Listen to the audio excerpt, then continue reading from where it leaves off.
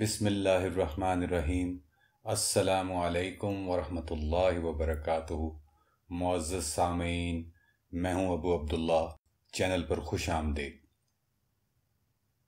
9واں باب، مرزا غلام احمد ایک جھوٹا مسیحا۔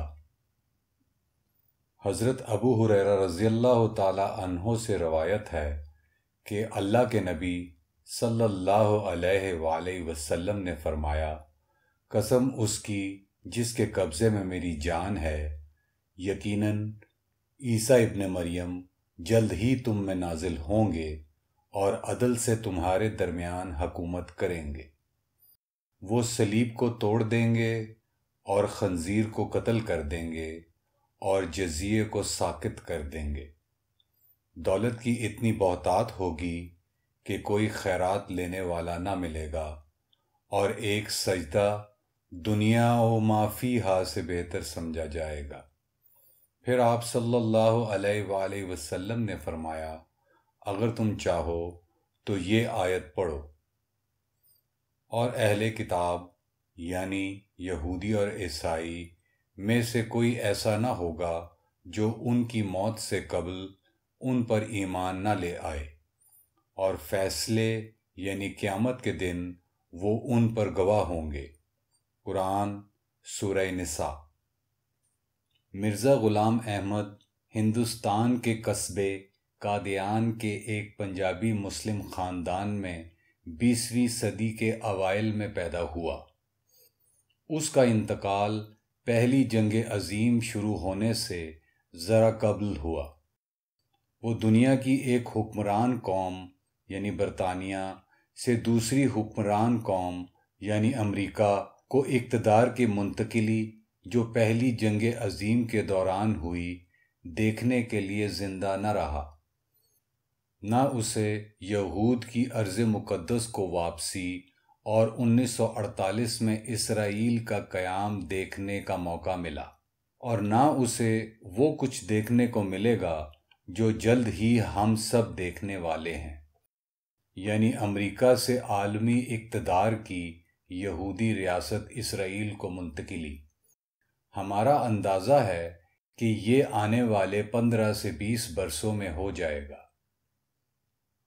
مرزا نے مسیح علیہ السلام کی واپسی کے متعلق کئی پیش گوئیاں کر کے دنیا کو حیرت زدہ کر دیا۔ اس نے احمدی تحریک کی بنیاد رکھی اور بڑی تیزی سے یہ تحریک مغربی ممالک میں بھی پھیل گئی۔ اس نے یورپین لوگوں کو احمدیت کی تبلیغ شروع کر دی اور انہیں احمدی بنانا شروع کر دیا۔ اس کے علاوہ اس نے افریقی امریکی نیشن آف اسلام کو بھی، جس کی قیادت علی جاہ محمد کر رہا تھا، احمدیت کا قائل کرنے میں کامیابی حاصل کر لی۔ اسی طرح اس نے لوئیس فرخان اور امام وارث الدین کی زیر قیادت افریقی نژاد امریکیوں میں قادیانیت کا پرچار کرنے میں سبقت حاصل کر لی۔ اس لیے ہمارے لیے ضروری ہو گیا کہ ایک باب مرزا کے دعووں کی صداقت جانچنے کے لیے وقف کریں۔ اب جبکہ تاریخ اپنی آخری منزلیں طے کر رہی ہے، اس کے ماننے والوں پر اور اس سے متاثر لوگوں پر یہ حقیقت واضح تر ہوتی جائے گی کہ اس کے مندرجہ ذیل دعوے بالکل جھوٹے تھے۔ وہ امام مہدی ہے جو مسلمانوں کا رہنما ہوگا جب حضرت عیسیٰ علیہ السلام واپس آئیں گے۔ حضرت عیسیٰ علیہ السلام کی واپسی اس کی شخصیت کے ذریعے پوری ہوگی۔ وہ اللہ تعالیٰ کا نامزد کردہ رسول ہے جس کی نبوت محمد صلی اللہ علیہ وآلہ وسلم کی نبوت کے تابع ہے۔ ہم امید کرتے ہیں کہ قادیانی ہماری دعوت پر سنجیدگی سے غور کریں گے کہ وہ قرآن اور احادیث کے ذریعے ان واقعات کو سمجھنے کی کوشش کریں گے جو مرزا کے مرنے کے بعد واقع ہوئے ہیں، خصوصاً یہود کی فلسطین میں واپسی اور اسرائیلی ریاست کا قیام۔ اگر وہ غور کریں تو انہیں حالات کی ایک نئی تفہیم حاصل ہوگی اور وہ دجال یعنی جعلی مسیح اور یاجوج ماجوج، امام مہدی اور حضرت عیسیٰ علیہ السلام کی واپسی کے متعلق بہتر طور پر جان سکیں گے اور دیکھ سکیں گے کہ مرزا کے دعوے قبل از وقت اور غلط تھے۔ اس کتاب کا ایک مقصد یہ بھی ہے کہ ان قادیانی حضرات کی مدد کی جائے جو فی الواقع قرآن اور حدیث کی روشنی میں ان واقعات کو سمجھنا چاہیں جو اسرائیل کے قیام سے شروع ہوئے اور جو دنیا کی مذہبی تاریخ میں عدیم النظیر ہیں۔ کسی قادیانی کے لیے یہ ممکن نہیں ہے کہ اس کتاب کے بنیادی دلائل اور ان سے اخذ کردہ نتائج کو سمجھ سکے جب تک مرزا غلام احمد کے دعووں کو کلی طور پر مسترد نہ کر دے۔ بے شک اللہ تعالیٰ جسے چاہے نور ہدایت عطا فرماتا ہے۔ غلام احمد نے صرف یہود ہی کو گمراہ نہیں کیا بلکہ کئی نیک اور صالح مسلمان جن کی عبادت اور اطاعت مرعوب کن ہے اس کے دھوکے کا شکار ہو گئے۔ انہوں نے بڑی نیک نیتی سے یہ یقین کر کے کہ اسلام کی سب سے مناسب اور موزوں تعبیر یہی ہے، احمدیت قبول کر لی، لیکن در حقیقت وہ دجال کے پھندے میں پھنس گئے۔ انہیں یہ دھوکہ کیسے دیا گیا؟ قادیانی یہ سمجھتے ہیں کہ مسیح علیہ السلام کی واپسی کی پیش گوئی مرزا غلام احمد کی شخصیت میں پوری ہوئی۔ ایک نہیں کئی وجوہات ہیں جن کی بنا پر یہ دعویٰ غلط ثابت ہوتا ہے۔ اولاً وہ مریم علیہ السلام کے بیٹے ہوں گے جبکہ مرزا ایک پنجابی عورت کا بیٹا تھا۔ ثانیاً جن احادیث میں مسیح علیہ السلام کی واپسی کا ذکر کیا گیا ہے وہ یہ صراحت بھی کرتی ہیں کہ وہ اپنی زندگی میں دجال کو ہلاک کریں گے۔ اس سلسلے میں حدیث شریف میں نبی اکرم صلی اللہ علیہ وآلہ وسلم کا ارشاد واضح ہے۔ سامعین کے استفادے کے لیے ہم پوری حدیث نقل کرتے ہیں۔ نواس بن سمعان رضی اللہ تعالی عنہ سے روایت ہے، اللہ کے رسول صلی اللہ علیہ وآلہ وسلم نے ایک صبح دجال کا ذکر کیا۔ کبھی آپ کی گفتگو سے لگتا کہ وہ کوئی بڑا خطرہ نہیں اور کبھی اس کی مصیبت بہت بڑی لگتی اور یوں محسوس ہوتا کہ وہ قریب ہی کھجوروں کے جھنڈ میں چھپا ہوا ہے۔ جب ہم شام کو آپ صلی اللہ علیہ وآلہ وسلم کے حضور پہنچے تو آپ نے ہمارے چہرے پر خوف کے آثار دیکھ کر پوچھا، تمہیں کیا ہوا؟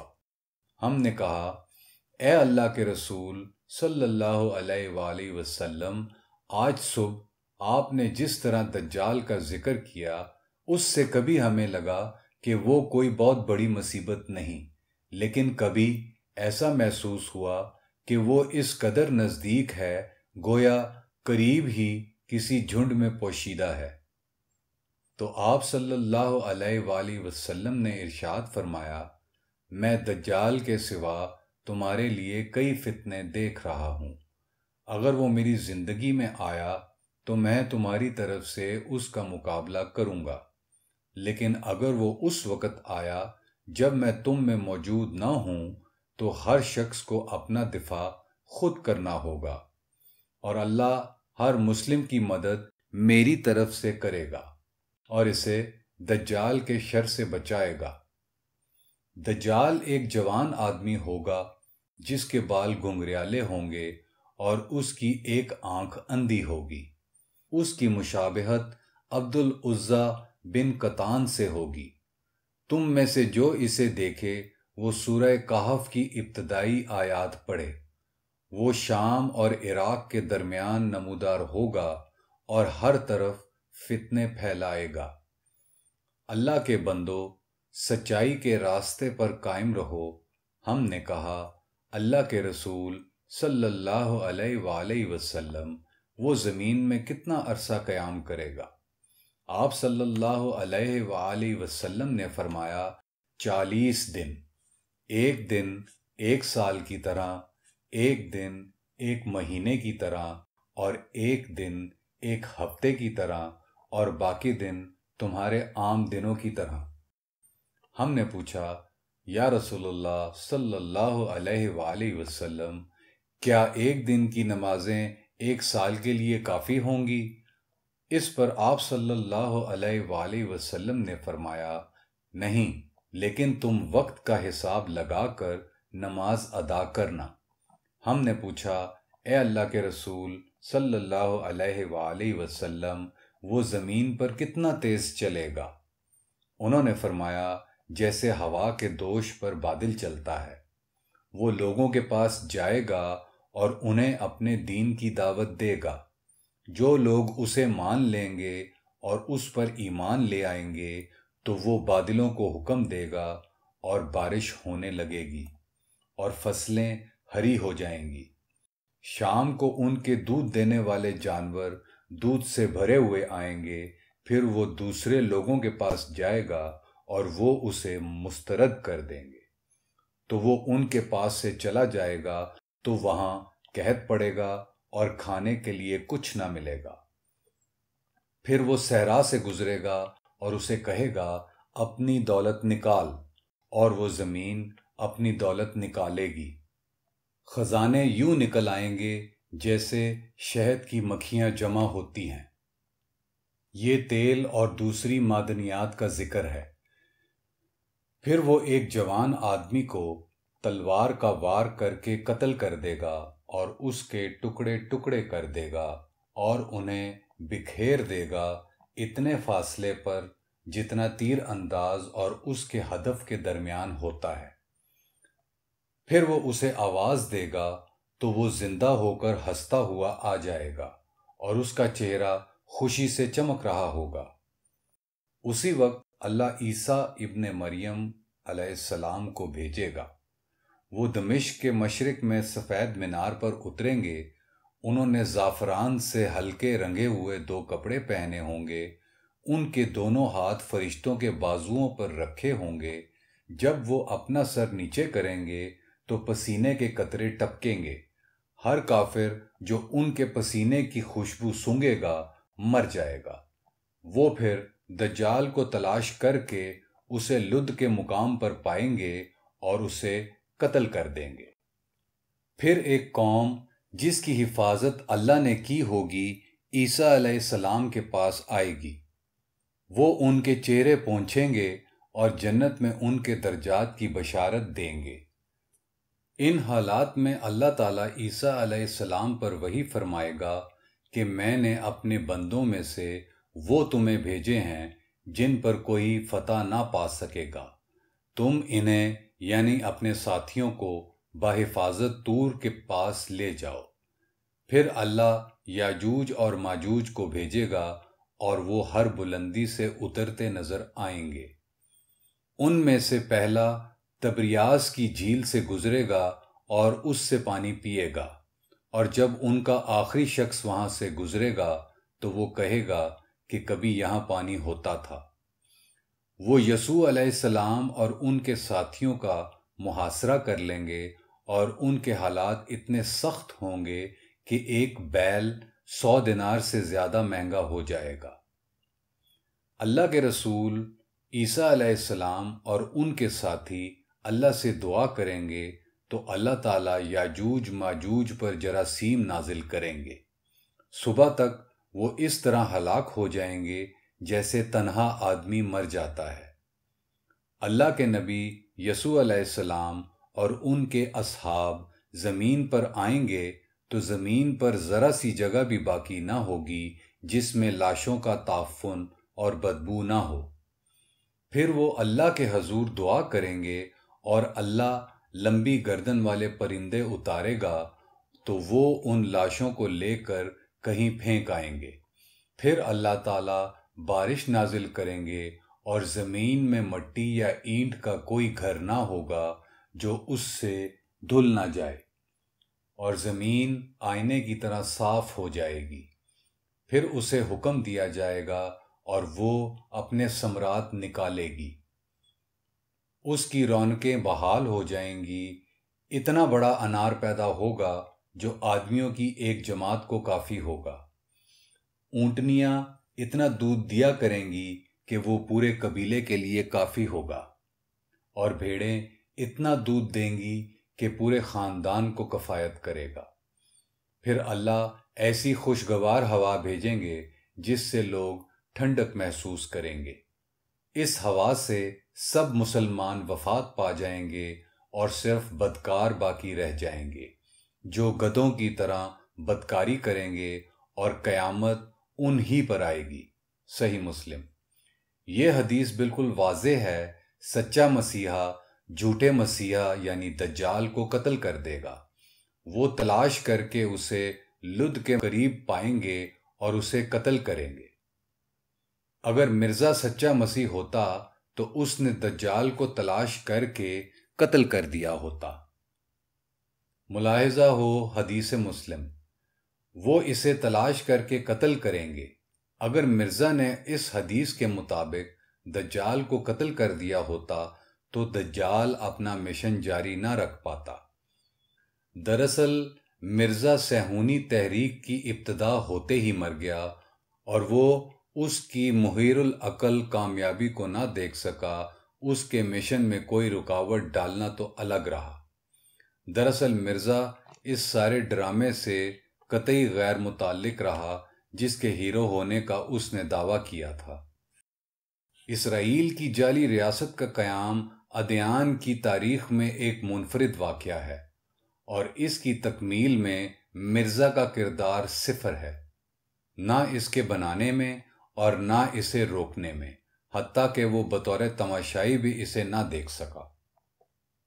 ثالثاً ثبوتوں کا ایک انبار جمع ہو چکا ہے، خصوصاً ان کے لیے جو دونوں آنکھوں سے دیکھتے ہیں کہ ہم دجالی دور میں رہ رہے ہیں۔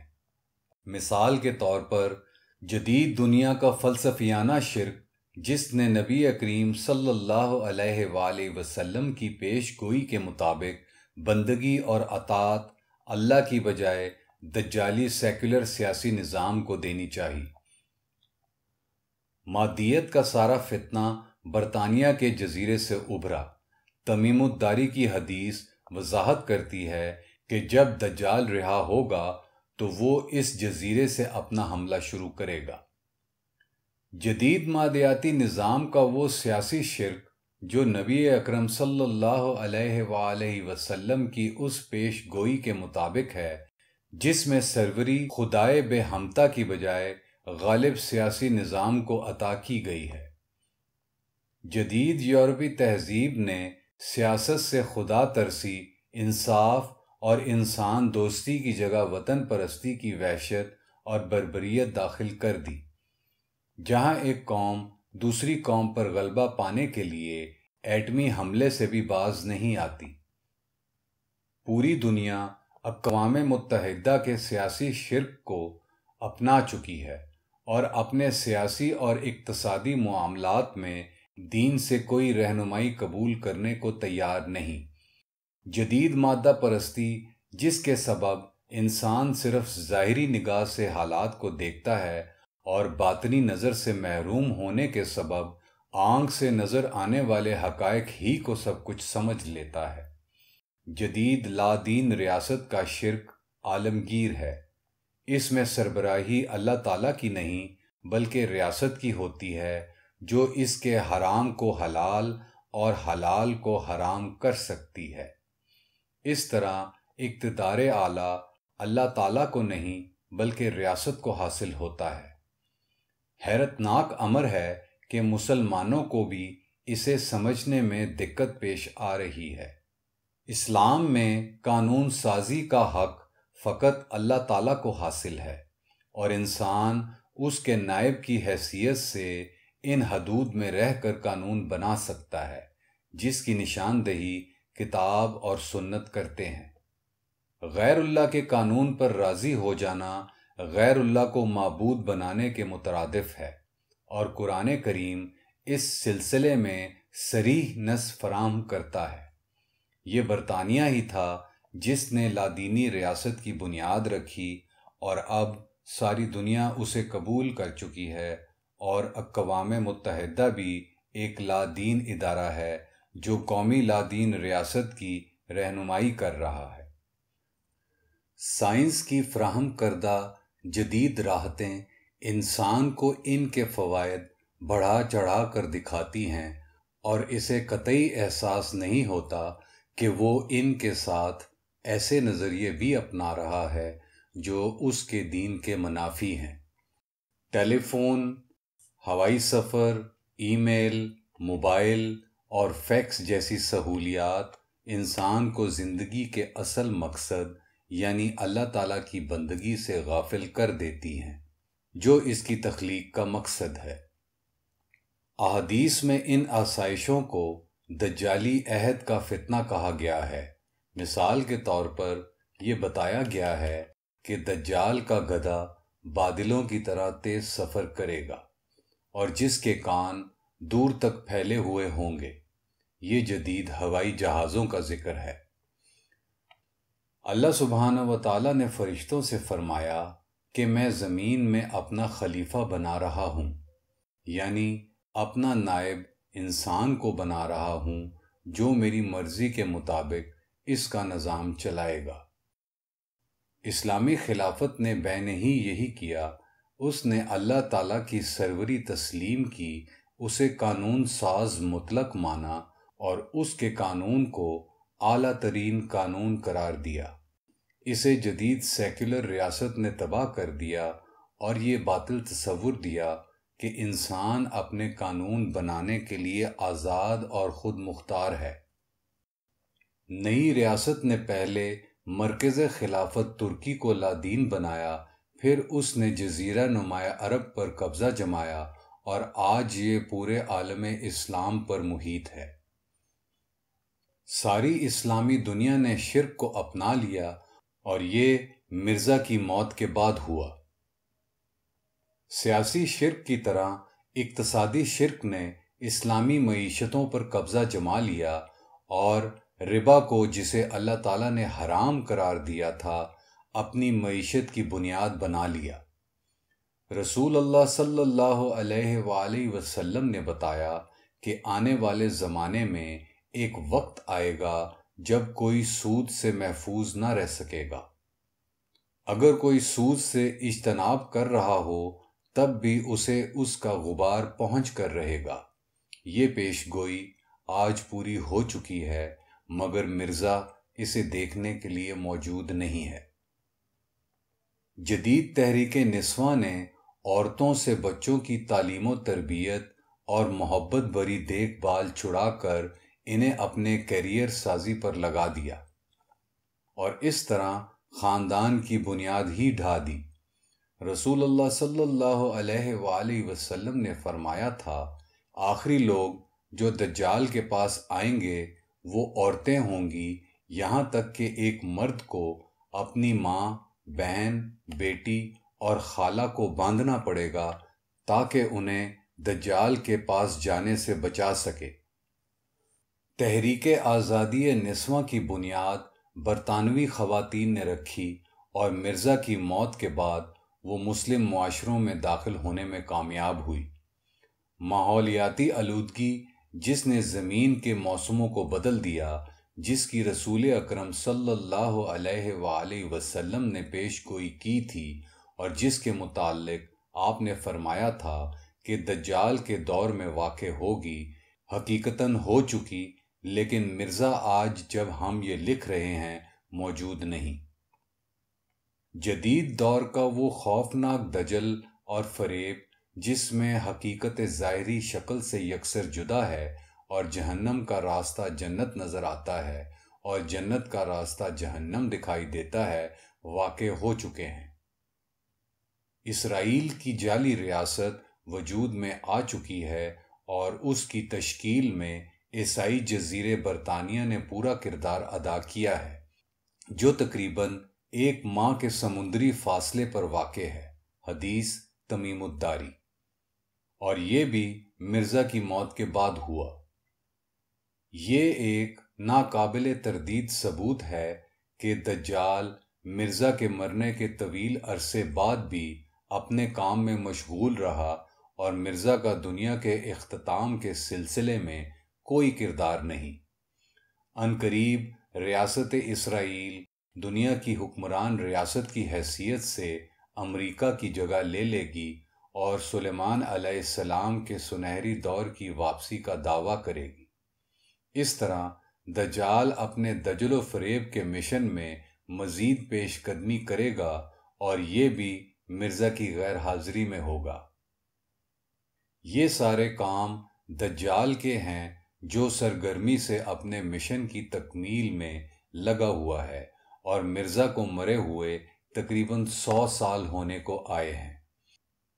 اگر مرزا نے دجال کو قتل کر دیا تو اس کے ماننے والے ان سب باتوں کی توجیہ کس طرح کریں گے؟ ہم امید کرتے ہیں کہ حقیقت کا ادراک کر لینے کے بعد وہ اس کے اقرار میں دیر نہیں کریں گے اور اسے تسلیم کر کے اپنی دنیا اور عاقبت بہتر بنا لیں گے۔ آمین۔ 10واں باب، یاجوج ماجوج قرآن و حدیث میں۔ انہوں نے کہا، اے ذوالقرنین، یاجوج اور ماجوج نے زمین میں زبردست فساد پھیلایا ہوا ہے، ہم تمہیں خراج دیں گے تاکہ تم ہمارے اور ان کے درمیان ایک ناقابل عبور رکاوٹ تعمیر کر دو۔ قرآن سورہ کہف۔ خدا داد حافظہ رکھنے والے ہمارے استاد ڈاکٹر محمد فضل الرحمن انصاری نے علم کی تلاش کے لیے ہمیں ایک اہم رہنما اصول ذہن نشین کرایا۔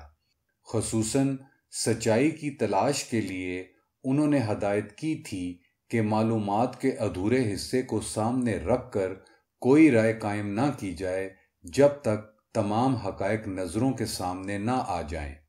انہوں نے یہ بھی نصیحت کی تھی کہ کسی موضوع پر حقائق جمع کرنا شروع کرو تو انہیں اس طرح منطقی انداز میں ترتیب دو کہ نتائج اخذ کرنے میں کوئی دشواری نہ رہے، لیکن یہ اسی وقت ممکن ہے جب ان کی تہ میں کار فرما وحدانی اصول معلوم کر لیا جائے۔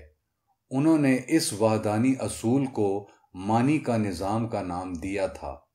یاجوج اور ماجوج کے متعلق بھی معنی کا نظام دریافت کرنا ضروری ہے۔ جب تک اس تک رسائی نہ ہو، بڑے سے بڑا اسکالر یا عالم گمراہ ہو سکتا ہے۔ ایک تنہا حدیث میں جو صحیح مسلم میں ملتی ہے، اس بات کی نشاندہی کی گئی ہے کہ یاجوج ماجوج حضرت عیسیٰ علیہ السلام کی آمد کے بعد ہی نظر آ سکیں گے۔ ان حالات میں اللہ عیسیٰ علیہ السلام پر الہام فرمائے گا کہ میں اپنے بندوں میں سے ایسے لوگ تمہارے پاس بھیج رہا ہوں جن سے کوئی جنگ نہ کر سکے گا، تم انہیں یعنی اپنے ساتھیوں کو بحفاظت طور تک لے جاؤ، پھر اللہ یاجوج و ماجوج کو بھیجے گا جو تمام بلندیوں سے اترتے محسوس ہوں گے۔ صحیح مسلم۔ لیکن قرآن اور صحیح بخاری کی کم از کم 8 احادیث سے معلوم ہوتا ہے کہ وہ اس کے برعکس ہے۔ وہ بتاتی ہیں کہ یاجوج و ماجوج نبی اکرم صلی اللہ علیہ وآلہ وسلم کی زندگی ہی میں رہا ہو گئے تھے، جو عیسیٰ علیہ السلام کی واپسی سے بہت پہلے کی بات ہے۔ قرآن کریم میں یاجوج اور ماجوج کا ذکر صرف 2 جگہ پر ملتا ہے۔ انہوں نے کہا، اے ذوالقرنین، یاجوج اور ماجوج نے زمین میں زبردست فساد پھیلایا ہوا ہے، ہم تمہیں خراج دیں گے تاکہ تم ہمارے اور ان کے درمیان ایک ناقابل عبور رکاوٹ تعمیر کر دو۔ قرآن سورہ کہف۔ قرآن میں ان کے پہلے حوالے ہی میں بتا دیا گیا ہے کہ وہ فسادی لوگ ہیں۔ نبی اکرم صلی اللہ علیہ وآلہ وسلم نے بتا دیا تھا کہ وہ فسادی اولاد آدم سے ہیں، نیز یہ بھی فرما دیا تھا کہ اللہ تعالیٰ نے انہیں ایسی صلاحیتیں عطا کی ہیں کہ دنیاوی لحاظ سے وہ تقریباً ناقابل تسخیر ہیں۔ ان حالات میں اللہ عیسیٰ علیہ السلام پر الہام فرمائے گا کہ میں نے اپنے بندوں میں سے ایسے لوگ تمہاری طرف بھیجے ہیں جن سے کوئی جنگ نہ کر سکے گا، تم انہیں یعنی اپنے ساتھیوں کو بحفاظت طور تک لے جاؤ، پھر اللہ یاجوج و ماجوج کو بھیجے گا جو تمام بلندیوں سے اترتے محسوس ہوں گے۔ ان میں سے پہلا جھیل تبریاس یعنی بحر گلیلی سے گزرے گا اور اس میں سے پانی پیے گا، اور جب ان کا آخری آدمی وہاں سے گزرے گا تو وہ کہے گا کبھی یہاں پانی ہوتا تھا۔ عیسیٰ علیہ السلام اور ان کے ساتھی وہاں محصور ہوں گے۔ محاصرے کی سختی اور خوراک کی کمی کے سبب ایک بیل 100 دینار سے زیادہ مہنگا ہو جائے گا۔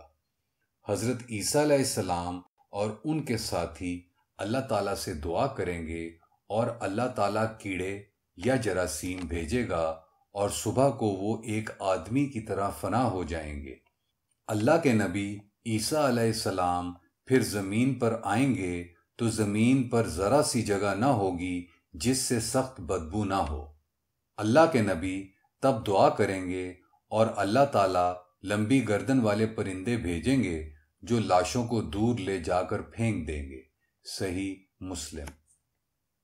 سورہ کہف سے معلوم ہوتا ہے کہ ذوالقرنین نے لوگوں اور ان مفسدوں کے درمیان ایک ناقابل عبور رکاوٹ کھڑی کر دی تھی۔ انہوں نے لوہے کے تختے اور پگھلا ہوا تانبا استعمال کر کے ان کا سد باب کیا۔ انہوں نے کہا کہ یہ خدا کی رحمت ہے اور جب اللہ کے وعدے یعنی قیامت کا وقت آئے گا تو اللہ اسے گرا کر یاجوج ماجوج کو کھول دے گا۔ اس نے کہا یہ ایک رحمت ہے میرے رب کی طرف سے، لیکن جب تنبیہ کا وقت آئے گا تو وہ اسے مٹی بنا دے گا اور میرے مالک کا وعدہ سچا ہے۔ قرآن سورہ کہف۔ وہ کس تنبیہ کا ذکر کر رہے تھے؟ اس کا جواب اس مشہور حدیث میں ملتا ہے جس میں رسول اکرم صلی اللہ علیہ وآلہ وسلم نے قیامت کی 10 بڑی نشانیاں بیان فرمائی ہیں۔ ان میں سے ایک نشانی یاجوج ماجوج کی رہائی ہے۔ حذیفہ غفاری رضی اللہ تعالی عنہ سے روایت ہے، اللہ کے رسول ہمارے پاس آئے اور پوچھا کہ ہم کیا باتیں کر رہے تھے؟ ہم نے جواب دیا ہم قیامت کے بارے میں گفتگو کر رہے تھے۔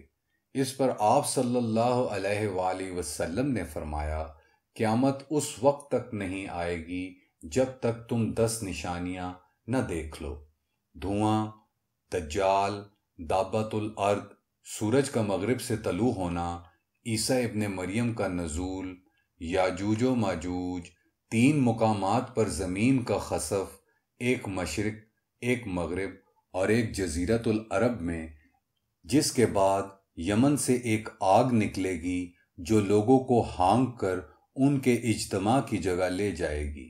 صحیح مسلم۔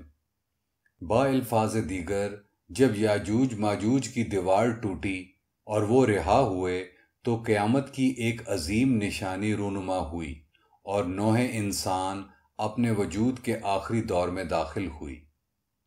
سوال یہ اٹھتا ہے کہ ہمیں کیسے معلوم ہو کہ وہ دیوار ٹوٹ گئی ہے اور یاجوج ماجوج کی رہائی شروع ہو گئی ہے؟ آئیے ہم ان 8 احادیث کا مطالعہ کریں جو تمام صحیح بخاری سے لی گئی ہیں۔ ان احادیث میں بار بار کسی بات کے آنے سے سننے والے کو پریشان نہیں ہونا چاہیے۔ دراصل یہ ایک ہی حدیث ہے جس کے راوی مختلف ہیں، لہٰذا یہ ایک متواتر حدیث ہے جس سے اس کی اہمیت بڑھ جاتی ہے۔ حضرت ابو ہریرہ رضی اللہ تعالی عنہ سے روایت ہے، ایک دن اللہ کے نبی صلی اللہ علیہ وآلہ وسلم ہمارے پاس خوف کے عالم میں آئے اور کہا عربوں پر آفت آ گئی ہے کیونکہ آج یاجوج ماجوج کے بند میں ایک سوراخ ہو گیا ہے۔ پھر آپ صلی اللہ علیہ وآلہ وسلم نے اپنی شہادت کی انگلی اور انگوٹھے سے ایک حلقہ بنا کر دکھایا۔ صحیح بخاری۔ زینب بنت جہش رضی اللہ تعالی عنہا روایت کرتی ہیں، ایک دن اللہ کے رسول ان کے گھر خوف کے عالم میں داخل ہوئے اور ارشاد فرمایا، اللہ کے سوا کوئی بندگی کے لائق نہیں، آج یاجوج ماجوج کے بند میں سوراخ ہو گیا ہے۔ پھر آپ صلی اللہ علیہ وآلہ وسلم نے انگلی اور انگوٹھے سے حلقہ بنا کر دکھایا۔ سیدہ زینب رضی اللہ تعالی عنہا نے پوچھا، اے اللہ کے رسول، کیا ہم تباہ ہو جائیں گے جبکہ ہم میں راست رو لوگ موجود ہوں؟ رسول اکرم صلی اللہ علیہ وآلہ وسلم نے فرمایا، ہاں، اگر گناہ گاروں کی تعداد بڑھ جائے۔ صحیح بخاری۔ زینب بنت جہش رضی اللہ تعالی عنہا بیان کرتی ہیں کہ نبی اکرم صلی اللہ علیہ وآلہ وسلم ان کے پاس خوف کی حالت میں آئے اور کہا، اللہ کے سوا کوئی عبادت کا مستحق نہیں، عربوں پر آفت قریب آ گئی ہے ایک فتنے کی وجہ سے۔ آج یاجوج ماجوج کی دیوار میں ایک سوراخ ہو گیا ہے۔ زینب رضی اللہ تعالی عنہا نے کہا، یا رسول اللہ صلی اللہ علیہ وآلہ وسلم، کیا ہم تباہ کر دیے جائیں گے حالانکہ ہم میں نیک بندے موجود ہیں؟ انہوں نے کہا، ہاں، اگر برائی بڑھ جائے۔ صحیح بخاری۔ ام سلمہ رضی اللہ تعالی عنہا سے روایت ہے، نبی صلی اللہ علیہ وآلہ وسلم نیند سے بیدار ہوئے اور فرمایا، پاک ہے اللہ، کتنے خزانے نازل کیے گئے اور کتنی آفتیں اتاری گئیں۔ صحیح بخاری۔ ابو ہریرہ رضی اللہ تعالی عنہ سے روایت ہے، نبی کریم صلی اللہ علیہ وآلہ وسلم نے فرمایا، اللہ نے یاجوج اور ماجوج کی دیوار میں ایک شگاف ڈال دیا ہے۔ پھر آپ صلی اللہ علیہ وآلہ وسلم نے اشارے سے بتایا۔ صحیح بخاری۔ ابن عباس رضی اللہ تعالی عنہ سے روایت کیا ہے کہ اللہ کے رسول صلی اللہ علیہ وآلہ وسلم نے طواف کیا اور آپ اونٹ پر سوار تھے۔ جب بھی آپ حجرہ اسود کے قریب آتے، آپ اس کی طرف اشارہ کرتے اور کہتے، اللہ اکبر۔ زینب نے کہا، رسول اللہ صلی اللہ علیہ وآلہ وسلم نے فرمایا، یاجوج و ماجوج کی دیوار میں ایک سوراخ ہو گیا ہے، اور آپ صلی اللہ علیہ وآلہ وسلم نے انگوٹھے اور انگلی کی مدد سے 90 کا ہندسہ بنا کر دکھایا۔ صحیح بخاری۔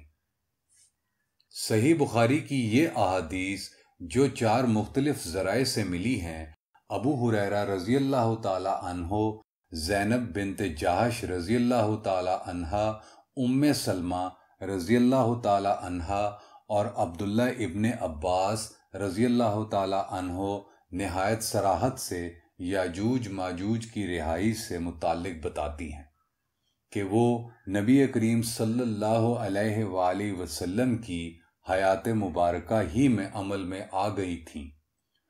آپ صلی اللہ علیہ وآلہ وسلم نے یہ بھی بتایا تھا کہ وہ آج رہا ہو گئے، لہذا آخری دور یا دور فتن آپ صلی اللہ علیہ وآلہ وسلم کی زندگی ہی میں شروع ہو چکا تھا، اور یہ تشریح ہے اس مشہور ارشاد کی جو آخری ساعت سے آپ صلی اللہ علیہ وآلہ وسلم کے تعلق کو واضح کرتی ہے۔ سہل بن سعد رضی اللہ تعالی عنہ کہتے ہیں، میں نے رسول اللہ صلی اللہ علیہ وآلہ وسلم کو اپنی درمیانی انگلی اور شہادت کی انگلی کے ذریعے یہ دکھاتے اور یہ کہتے سنا کہ میری آمد اور عظیم فتنہ یعنی دور فتن اس طرح ہے، عظیم فتنہ ہر شے پر محیط ہوگا۔ صحیح بخاری۔ قرآن کریم نے ایک نمایاں نشانی بتائی ہے جس سے نہ صرف یاجوج اور ماجوج کی رہائی کا علم ہو جائے گا بلکہ یہ بھی معلوم ہو جائے گا کہ دنیا اس وقت یاجوج ماجوج کے کنٹرول میں ہے۔ اس طرح مومن جان لیں گے کہ دنیا یاجوج اور ماجوج کے زیر تسلط ہے۔ یاجوج و ماجوج سے متعلق یہ انکشاف سورہ انبیاء میں آیا ہے۔ جس بستی کو ہم نے تباہ کر دیا تھا اس کے باشندوں پر پابندی ہے کہ وہ وہاں نہیں جا سکتے جب تک یاجوج و ماجوج نہ کھل جائیں اور وہ تمام بلندیوں سے اترتے نظر آئیں گے یا ہر سمت میں بڑھتے نظر آئیں گے۔ قرآن سورہ انبیاء۔ جب یاجوج ماجوج رہا ہو جائیں گے اور ہر سمت میں چھا جائیں گے تو وہ لوگ جو عذاب سے تباہ کر دیے گئے تھے وہ دوبارہ لا کر اس بستی میں بسائے جائیں گے، اور ایسی بستی صرف ایک ہے جسے اللہ سبحانہ و تعالی نے تباہ کر دیا تھا، اور جو یاجوج ماجوج کے ساتھ احادیث میں مذکور ہے، اور وہ یروشلم ہے۔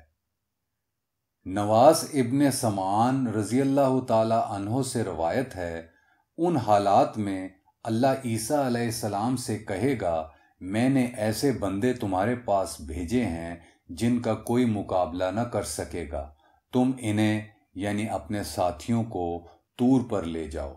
پھر اللہ تعالیٰ یاجوج ماجوج کو بھیجے گا اور وہ تمام بلندیوں سے اترتے نظر آئیں گے۔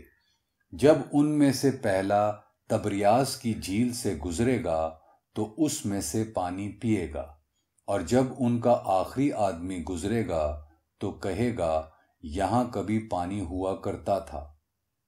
عیسیٰ علیہ السلام طور میں محصور ہو جائیں گے اور خوراک کی کمی کے سبب ایک بیل کی قیمت 100 دینار سے زیادہ ہو جائے گی۔ صحیح مسلم۔ جب یاجوج ماجوج بحر تبریہ سے گزریں گے تو وہ طور پہاڑ کی طرف جائیں گے، یہ یروشلم کا ایک پہاڑ ہے۔ صحیح مسلم۔ یاجوج ماجوج چلتے جائیں گے حتیٰ کہ الخمر پہاڑ پہنچ جائیں گے جو بیت المقدس کا ایک پہاڑ ہے، کیونکہ یروشلم کے سوا کوئی شہر یا قریہ ایسا نہیں جو عذاب الہی سے تباہ ہوا ہو اور اس کا ذکر یاجوج ماجوج سے متعلق احادیث میں ملتا ہو۔ اس لیے ہم نے نتیجہ اخذ کیا کہ سورہ انبیاء میں جو بستی مذکور ہے وہ یروشلم کے سوا اور کوئی نہیں ہو سکتی۔ اس نتیجے سے اور یروشلم کی شناخت واضح ہو جانے سے یہودیوں کی ارض مقدس میں واپسی جو فی الواقع ہو چکی ہے، یہ بات ڈرامائی طور پر اور یقینی طور پر واضح ہو جاتی ہے کہ یاجوج ماجوج کا بند اللہ تعالیٰ نے توڑ دیا ہے اور ہم یاجوج ماجوج کے دور میں سانس لے رہے ہیں۔ اس کا مطلب یہ ہے کہ یہودیوں کی یروشلم واپسی اور اسرائیلی ریاست کا قیام ان کا وہ مشن مکمل کرتے ہیں جس کا ذکر سورہ انبیاء میں کیا گیا ہے۔ وہ ہر بلندی سے اترتے نظر آئے ہیں یا ہر طرف چھا گئے ہیں۔ جس عالمی نظام نے یہودیوں کو ارض مقدس میں تمکن عطا کیا ہے، یقیناً یاجوج ماجوج کا بنایا ہوا ہے۔ وہ کون ہیں؟ کیا ہم ان کی شناخت کر سکتے ہیں؟ ہمارا طریقہ مطالعہ یہودیوں سے حد سے زیادہ ہمدردی اور نبی کریم صلی اللہ علیہ وآلہ وسلم سے پہلے اور بعد میں ان کے رویے میں واضح فرق کی تلاش ہوگا۔ یورپ کی ارض مقدس کے لیے ناقابل فہم بے قراری۔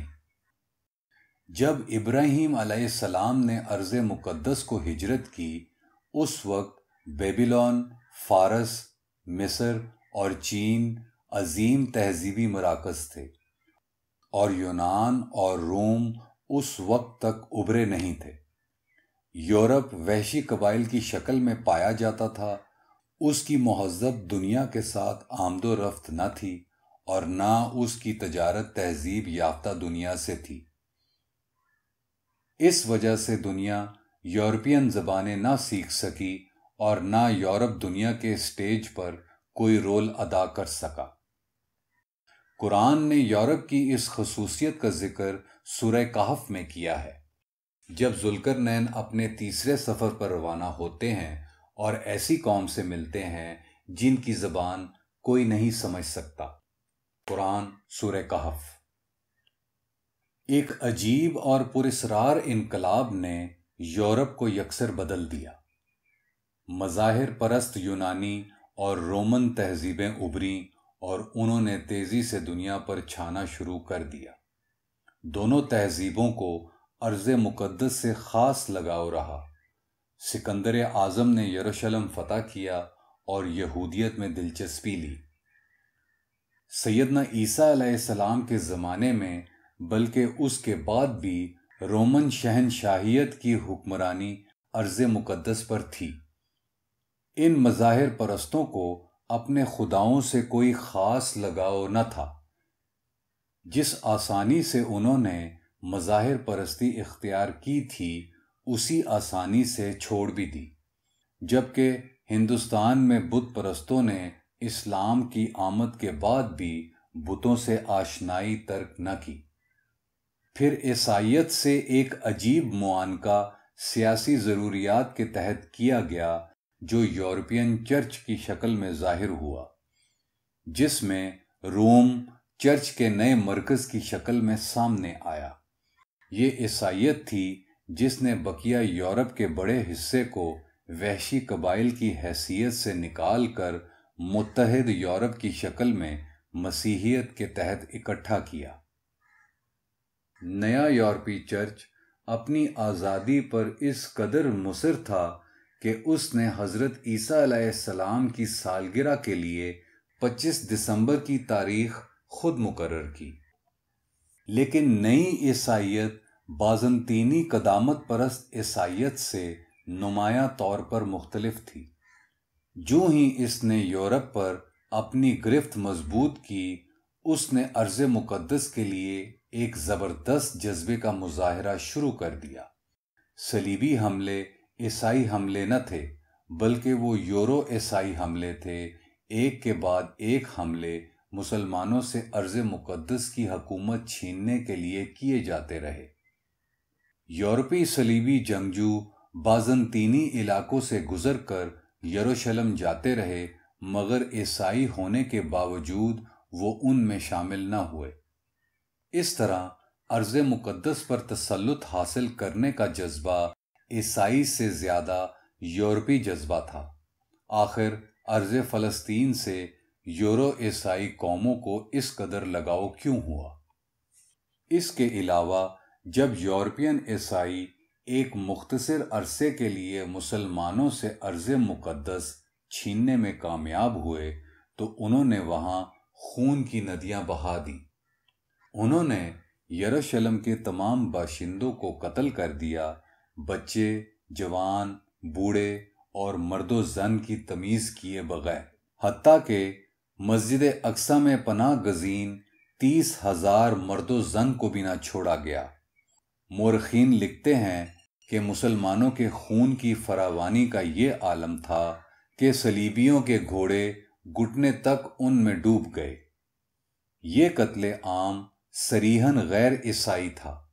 مسیحی دنیا کے طول و عرض میں اس قتل عام پر صدمہ محسوس کیا گیا۔ وہ صلیبی جو ایک اعلیٰ اور مقدس مقصد لے کر اٹھے تھے، خوفناک دہشت گردی کے مرتکب ہوئے۔ یوں محسوس کیا گیا کہ عیسائیت ایک نقاب تھا جسے ان یورپینز نے اوڑھ لیا تھا، اور کامیابی حاصل کرنے کے بعد ان کی اصل حقیقت سامنے آ گئی۔ اس کے برعکس جب صلاح الدین ایوبی نے بیت المقدس کو صلیبیوں سے واپس لیا تو ایک شخص بھی قتل نہیں کیا گیا۔ جو غریب باشندے برائے نام تاوان دینے سے قاصر تھے، ان کا تاوان سلطان اور ان کے بھائی نے اپنی جیب سے ادا کیا۔ مالدار عیسائی سردار لاکھوں اشرفیاں اور زر و جواہر گھوڑوں پر لاد کر لے گئے، مگر ان سے کوئی تعرض نہ کیا گیا۔ صلیبیوں نے عیسائیت کی نقاب ہٹا کر اپنا خوفناک، بے رحم، بے خدا، اخلاق باختہ یورپین چہرہ دکھا دیا۔ یورپی عیسائی ایک خدا ناآشنا تہذیب کے سرخیل تھے، اور ان کا رویہ مہذب انسانوں کی بجائے وحشی قبائل کی عکاسی کرتا تھا۔ جوں جوں وقت گزرتا رہا، ان کی حقیقت کو چھپا کر خود کو اس کے برعکس دکھانے کی صلاحیت ترقی کرتی گئی۔ مسلمانوں نے اس دہشت ناک قتل و غارت گری پر زیادہ غور و غوض نہ کیا، شاید اس لیے کہ انہیں اس کا وقت ہی نہ ملا۔ یورپ نے منگول حکمرانوں کو مسلمانوں کی دولت اور خزانوں کا لالچ دے کر ان کے دارالحکومت بغداد بھیجا، اور انہوں نے انہی کی طرح وہاں خون کے دریا بہا دیے۔ کیونکہ مسلمان علماء اور دانشوروں نے یورپین ذہن کو سمجھنے کی کوشش نہیں کی، اس لیے وہ اس سے بھی زیادہ عجیب اور حیرت ناک امر یعنی عیسائی یورپ میں سیکولرزم کا فروغ اور وہاں کی حکومتوں کی لادین پالیسیوں اور دین کے خلاف قوانین کے نفاذ کی وجوہات بھی معلوم نہ کر سکے۔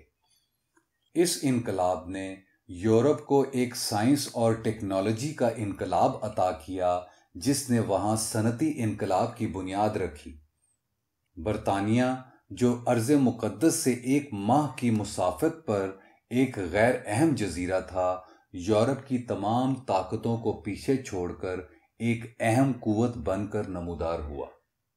لیکن ایک خدا ناآشنا بظاہر عیسائی یورپ نے ارض مقدس کے لیے ویسی ہی بے تابی دکھائی جیسی صلیبی یورپ نے دکھائی تھی۔ اس نے یورپ کے سیکولر خضر قبائل کے ساتھ ارض مقدس کے حصول کے لیے ساز باز کر لی۔ اس وقت سے یہ ناقابل فہم اور ناپاک اتحاد جاری ہے۔ لیکن یہ جزیرہ برطانیہ تھا جس نے بالفور اعلامیے کے ذریعے یہ اعلان کیا کہ وہ فلسطین میں ایک یہودی قومی وطن کے قیام کے لیے کام کرے گا۔ صرف 2 برسوں میں اس نے اس اعلان پر عمل درآمد کر کے دکھا دیا۔ 1917 میں جنرل ایلن بی نے ترک فوج سے جو فلسطین کا دفاع کر رہی تھی بیت المقدس چھین لیا۔ ترک آخری آدمی اور آخری گولی تک لڑے۔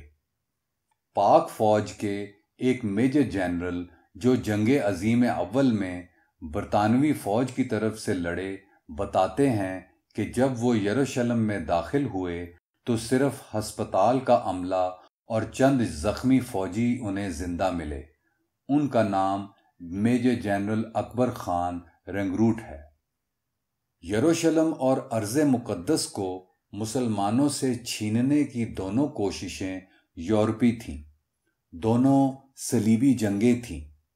جنرل ایلن بی نے شہر میں فاتحانہ داخلے کے بعد خود اعلان کیا کہ آج صلیبی جنگیں اختتام کو پہنچیں، لیکن چونکہ برطانیہ اور یورپی حکومتیں لادین تھیں، لہذا ثابت ہوا کہ یروشلم پر قبضے کا مذہب سے کوئی تعلق نہ تھا، بلکہ یہ دنیا کے اسٹیج پر اس اجنبی نئے اداکار یعنی یورپ کا کارنامہ تھا۔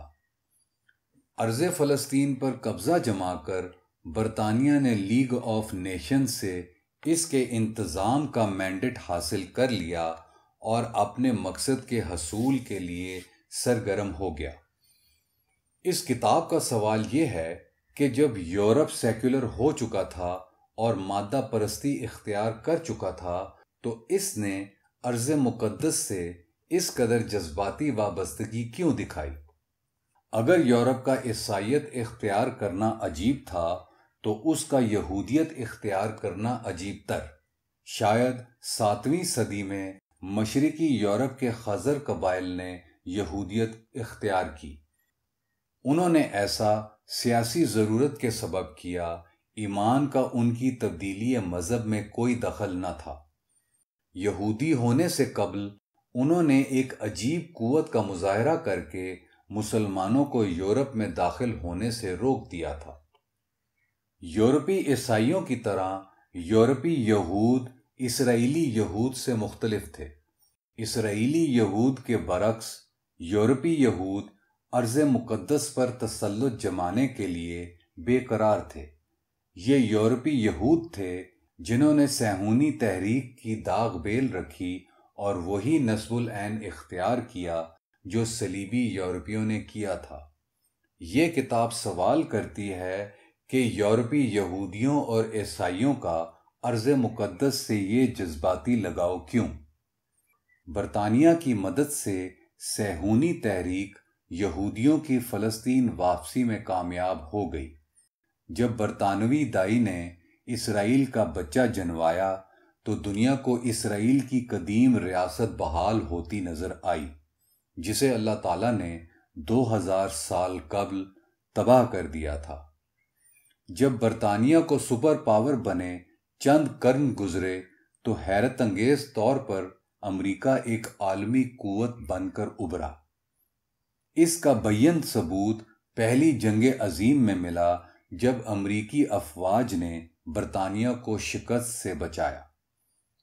دوسری جنگ عظیم میں یہ حقیقت اور نمایاں ہو کر سامنے آئی جب امریکی جنرل آئزن ہاور اتحادی افواج کا سپریم کمانڈر چنا گیا، جو برطانوی نسل سے بھی نہ تھا۔ پھر 1944 میں نیو یارک ریاست کے مقام بریٹن ووڈز میں نئے عالمی مالیاتی نظام کی تشکیل کے لیے ایک بین الاقوامی کانفرنس ہوئی۔ برطانوی کرنسی پاؤنڈ سٹرلنگ، جو دنیا کی کاغذی کرنسی تسلیم کیا جاتا تھا، امریکی ڈالر کو اپنی جگہ دینے پر مجبور ہو گیا۔ بین ہی لندن کی مرکزیت ختم ہو گئی اور اس کی جگہ نیو یارک نے سنبھالی۔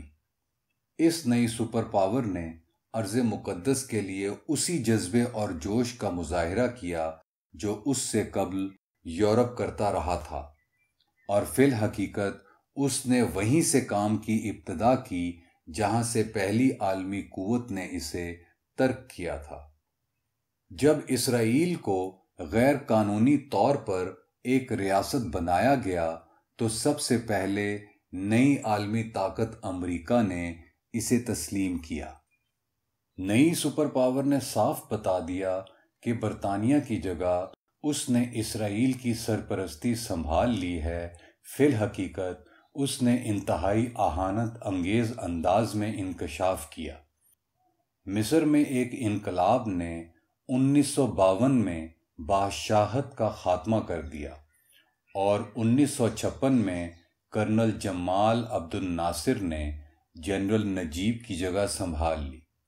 اپنی قوم پرستی کا ثبوت دینے کے لیے اس نے نہر سویز کو قومیہ لیا۔ اسرائیل نے اسے اپنے تصویراتی مفاد کو خطرہ سمجھا، جبکہ برطانیہ نے اسے اپنی سپر پاور کی حیثیت کو چیلنج جانا۔ ایک مشترکہ حملے میں جو امریکہ کو اعتماد میں لیے بغیر کیا گیا، برطانیہ اور اسرائیل نے مصری فوج کو سویز سے بے دخل کر دیا۔ امریکی صدر آئزن ہاور نے حکم جاری کیا کہ برطانوی، فرانسیسی اور اسرائیلی فوجیں فوراً علاقے سے نکل جائیں۔ سابقہ سپر پاور برطانیہ کو واپسی پر مجبور ہونا پڑا اور وزیر اعظم اینتھنی ایڈن کی حکومت ٹوٹ گئی۔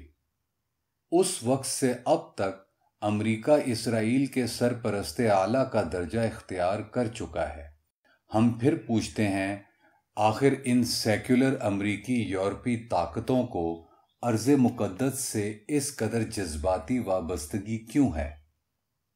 اگر یورپین اور امریکی بشمول یورپی مسیحی اور یورپی یہودی جذبہ عجیب ہے تو مستقبل مزید حیرتناک امور اپنے دامن میں رکھتا ہے۔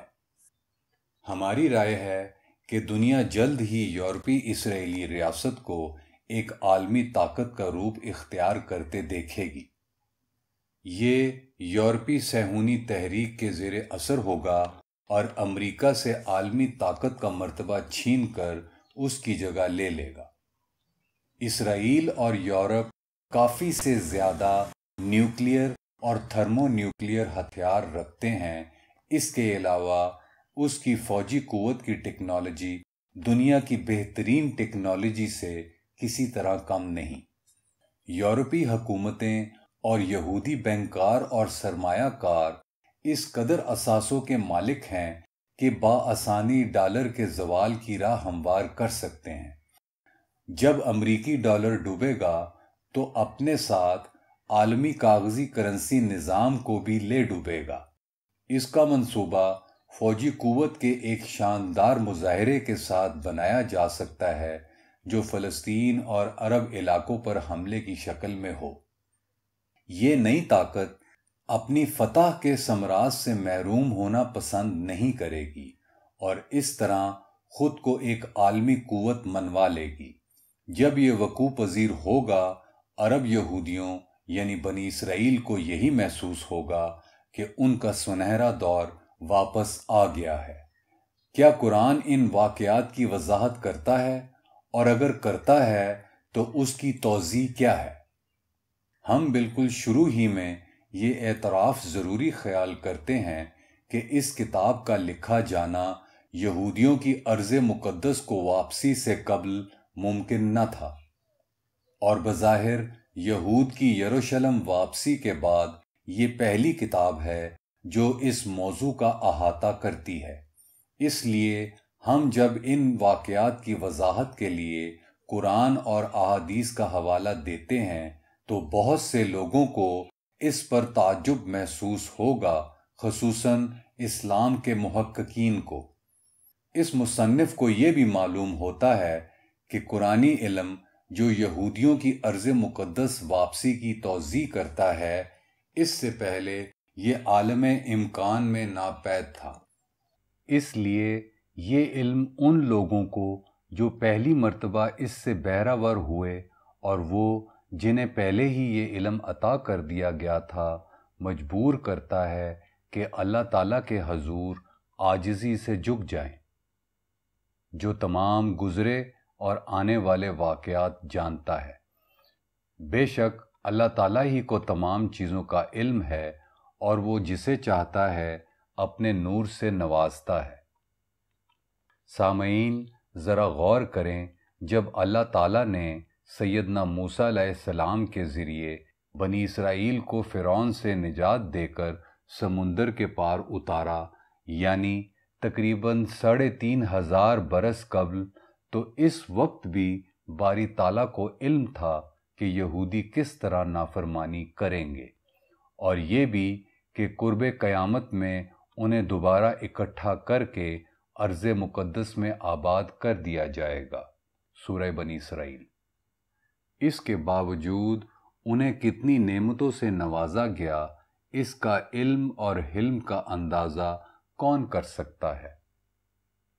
جن لوگوں کو ہمارے اخذ کردہ نتائج سے اتفاق نہیں ہے، ہم ان سے عرض کریں گے کہ یہ سوچیں کہ کیا اس عجیب و غریب واپسی کی کوئی توجیہ قرآن پاک میں نہیں، اور اگر ہے تو وہ کیا ہے، اور اسے سامنے لائیں۔ جو لوگ اسلام کو تسلیم نہیں کرتے اور ان کا دعویٰ ہے کہ صداقت کے امین وہ ہیں، تو اس صداقت کو بروئے کار لاتے ہوئے یہود کی ارض مقدس کو واپسی کی وضاحت کریں، چاہے وہ جدید سیکولر ریاست ہو یا یہودیت، عیسائیت، ہندو مت، جین مت، بدھ مت، احمدیت، لا مذہب انسانیت، لبرل ازم، مادہ پرستی یا لادینیت۔ ان کا دعویٰ اسی وقت قابل غور ہو سکتا ہے جب وہ اس مسئلے پر روشنی ڈال سکیں۔ اس کتاب کی سب سے زیادہ اہمیت اس امر میں پنہا ہے کہ وہ اسلام کے دعوی حقانیت کی تصدیق کرتی ہے۔ قرآن کریم آگاہ کرتا ہے کہ دنیا اب قیامت آنے کی گھڑیاں گن رہی ہے، تب یوم حساب کی ساعت قریب آ جائے گی اور تم دیکھو گے کہ اس دن کافروں کی آنکھیں دہشت سے پھٹی رہ جائیں گی اور وہ کہیں گے، ہائے ہماری کمبختی، ہم اس دن کی آمد سے غافل تھے، بلکہ ہم تھے ہی ظالم۔ قرآن سورہ انبیاء۔ جب یاجوج اور ماجوج رہا ہوں گے تو وہ تمام سمتوں پر چھا جائیں گے۔ اس کے معنی یہ ہیں کہ انہیں اتنی طاقت عطا کی جائے گی کہ انہیں دنیا پر تسلط جمانے میں مشکل پیش نہیں آئے گی۔ اس وقت تاریخ کا یہی لمحہ ہے جس میں ہم سانس لے رہے ہیں۔ یاجوج اور ماجوج کا دور فساد کا دور ہوگا، یعنی ظلم و استحصال کا۔ سورہ کہف میں فساد کی دو خصوصیات بیان کی گئی ہیں جو ذوالقرنین کے نظام کے بالکل برعکس ہیں۔ ذوالقرنین کے نظام کی خصوصیات یہ ہیں: ذوالقرنین نے اپنی قوت کو جو اسے ایمان و یقین کے سبب ملی تھی ظلم کی بیخ کنی کے لیے استعمال کیا۔ اس طرح اس نے زمینی نظام اور آسمانی نظام میں ایک ہم آہنگی پیدا کی، یعنی مادی وسائل کی روحانی عزائم کے ساتھ یگانگت۔ یاجوج اور ماجوج اس کے برعکس اپنی بے پناہ قوت جو خدا ناآشنائی پر مبنی ہے کو استحصال اور ظلم کے لیے استعمال کریں گے اور محکوم اور کمزور کو سزا دینے میں صرف کریں گے۔ اس طرح وہ زمین پر ایک ایسا نظام قائم کریں گے جو آسمانی نظام کے عین برعکس ہوگا۔ وہ ایک ایسا نظام ہوگا جس میں ظلم و استحصال بڑھتا ہی جائے گا۔ ذوالقرنین نے اپنے وسائل ایماندار لوگوں کو نوازنے کے لیے استعمال کیے، وہ لوگ جن کا طرز عمل راست روی کا نمونہ تھا۔ یاجوج اور ماجوج اپنے وسائل اس کے منافی مقصد کے لیے خرچ کریں گے۔ ذوالقرنین نے نیم وحشی قبائل کے ساتھ انسانیت اور مہربانی کا سلوک کیا۔ اس نے ان کے طرز رہائش اور طریقہ بود و باش کو اسی طرح رہنے دیا۔ اس کے برعکس یاجوج ماجوج دنیا کے طریقہ بود و باش کو بدل کر اپنے طرز پر قائم کرنا چاہیں گے اور اس پر حملے مسلسل جاری رکھیں گے حتیٰ کہ وہ دنیا سے مٹ جائے۔ اس طرح یاجوج ماجوج کا طرز عمل ان لوگوں کی نظروں سے نہ چھپ سکے گا جو روحانی بصیرت رکھتے ہیں۔ اپنے ایمان اور راست روی کے سبب وہ جان لیں گے کہ ان کی حقیقت کیا ہے۔ اگر یہود ایسے لوگوں کی رہنمائی قبول کر لیں تو یہ اعتراف ہوگا کہ اب تک وہ روحانی طور پر نابینا تھے۔ عظم وسطیٰ کی یورو عیسائیت سے زمانہ حال کی جدید مسیحی تہذیب تک یورپ نے یاجوج و ماجوج کی خصوصیات کا تدریجاً مظاہرہ کیا ہے اور ان کے بنیادی مقصد کے حصول میں منہمک رہا ہے۔ یورپ نے پوری دنیا پر استعماری حملے منظم کر کے اسے کرپٹ، بدعنوان اور بد اخلاق بنا کر رکھ دیا ہے، اور اسی نے یہود کی فلسطین واپسی کی راہ ہموار کی ہے۔ یہ یہودیوں کی روحانی بے بصیری تھی جس کے سبب انہیں یورپ کی واضح گمراہی نظر نہ آ سکی اور وہ یاجوج ماجوج کے ذریعے مکمل تباہی تک پہنچا دینے والا دھوکہ کھا گئے۔ آخری رسول صلی اللہ علیہ وآلہ وسلم نے ہمارے لیے ایک حساب مقرر فرما دیا ہے جس کے ذریعے ہم یہود کی آخری سزا کے وقت کا اندازہ کر سکتے ہیں۔ اولاً یہ اسی وقت شروع ہوگی جب عیسیٰ علیہ السلام یعنی سچے مسیحا دجال یعنی جعلی مسیحا کو قتل کریں گے، اور ثانیاً جب اللہ سبحانہ و تعالی جراثیم کے ذریعے یاجوج ماجوج کو ہلاک کر دیں گے، اور وہ لمحہ اس وقت تک نہیں آ سکتا جب تک بحر تبریہ میں پانی کی فراوانی ہے۔ لہٰذا یہ انتہائی اہم ہے کہ ہم بحر تبریہ کے پانی کی سطح کا جائزہ لیتے رہیں۔ ہماری آنے والی کتاب سورہ کہف اور جدید دور موجودہ کتاب میں یاجوج ماجوج کے متعلق کسی بھی کمی کو پورا کرے گی انشاءاللہ۔